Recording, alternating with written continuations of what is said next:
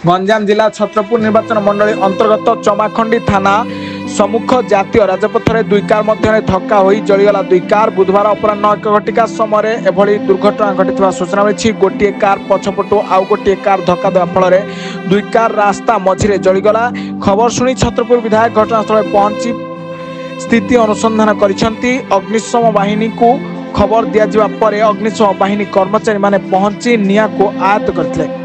तेरे कार संपूर्ण भाव में जलीपोड़ी नष्ट हो जाएगी। धक्का हेबा फल निया लगी जाइथिला एवं कार थिबा व्यक्ति माने तुरंत ओह्लाई पड़िथिले।